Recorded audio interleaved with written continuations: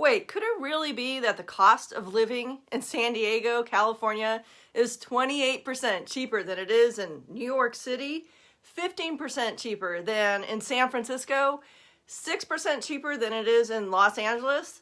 Well, at least it's about the same as it is up in Seattle. So, is San Diego expensive? Well, it depends on your starting point, right? Compared to those cities, yeah, it is more affordable. But when you compare it to the rest of the country, it's pricey. Ultimately, it depends on your budgeting and your lifestyle. And in this video, we're doing a real updated version of the cost of living here in San Diego right now at the end of 2022. We're covering all of the latest in the rental and home prices and what utility, food, and gas costs too. All of the latest need to know info about living in San Diego. So let's get to it.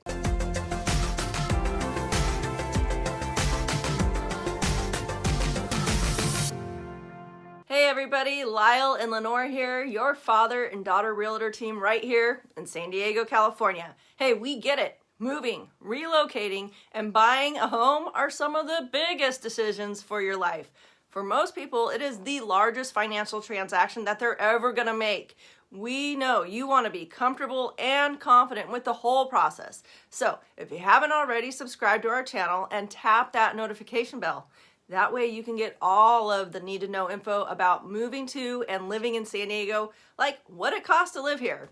And be sure to reach out to us, give us a call, a text, or an email. Having honest, knowledgeable, expert help when you're making a big move makes everything so much easier for you and your family. All right, let's break this all down and talk about what the cost is to live in San Diego. We've seen a lot of people fleeing more expensive areas over the past few years, like we mentioned, Los Angeles, San Francisco, anywhere up in the Bay Area really. Oh, and Seattle and some areas around New York City. Well, the cool thing about that is our job growth has supported it. We're rated number 4 among the top life science and bioscience locations.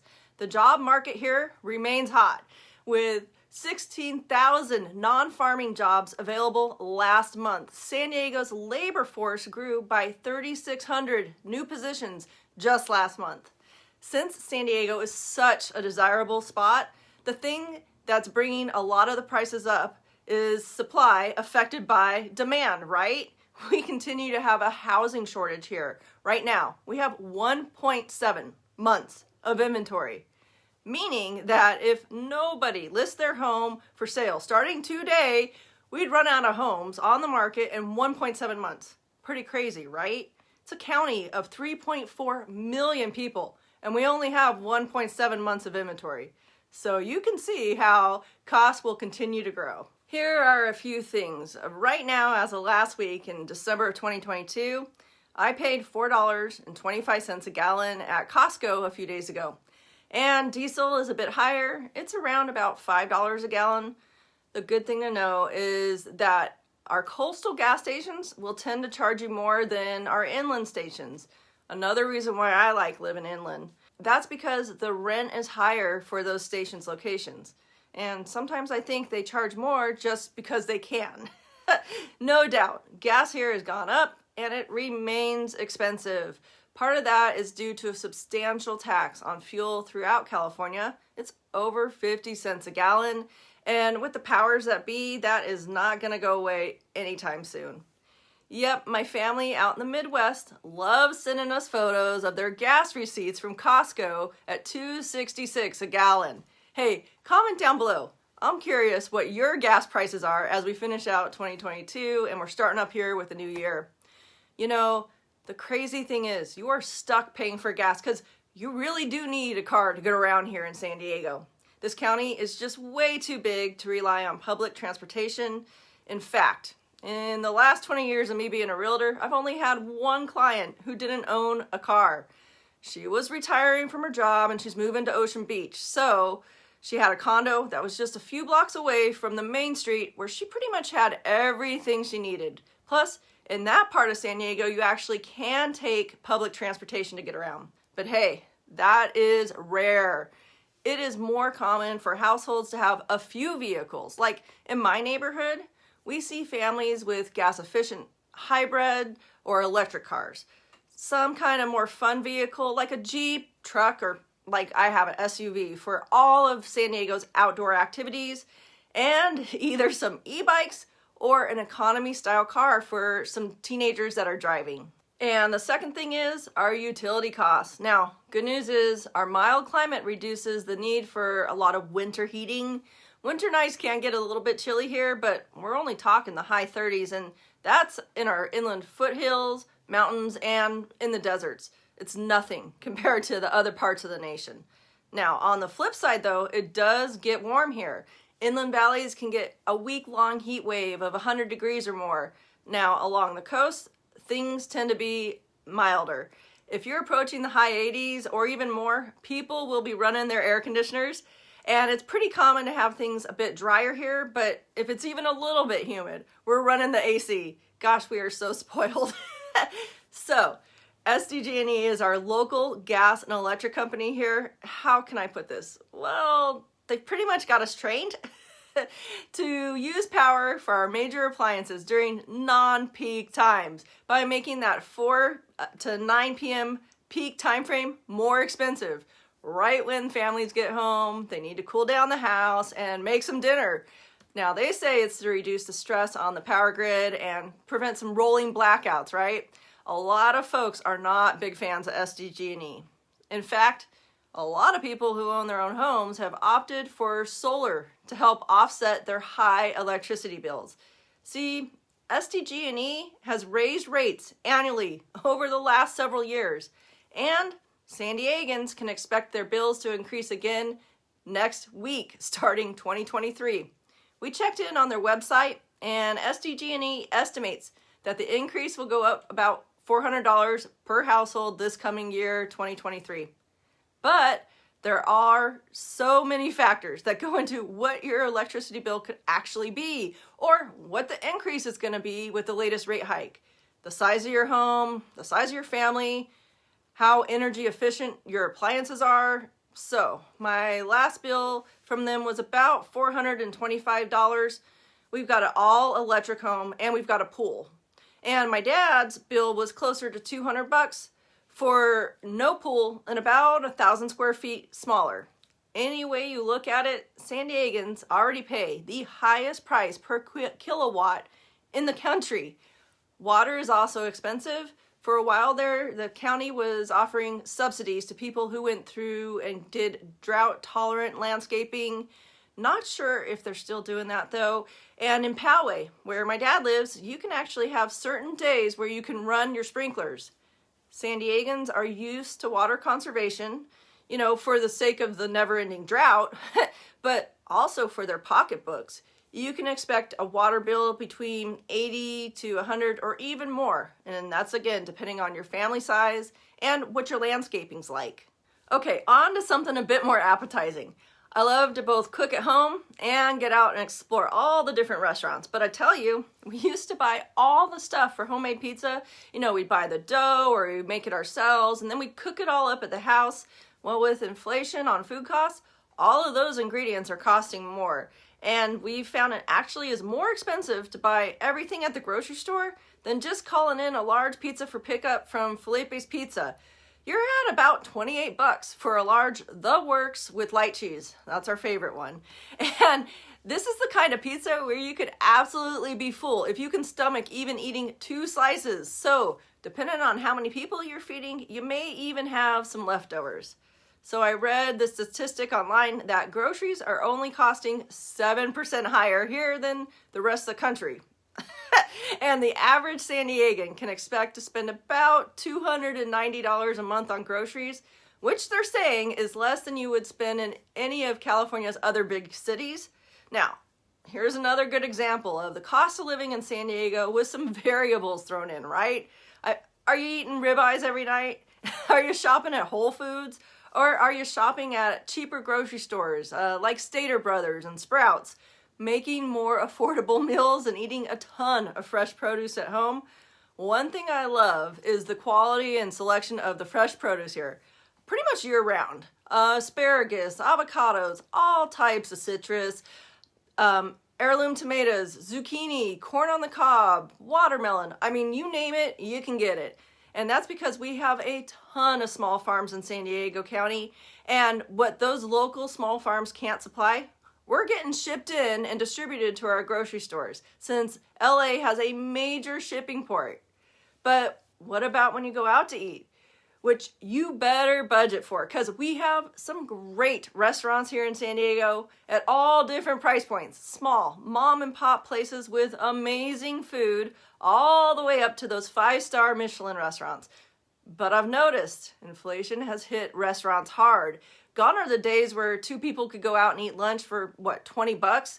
But I think that's probably across the US as a whole, unless you're at a taco shop. But even then, you know, hey, I read that the basic lunchtime meal with a drink is around $20 a person here. And in my experience, dinner can run $20 to $40 at an average medium price restaurant with a drink per person.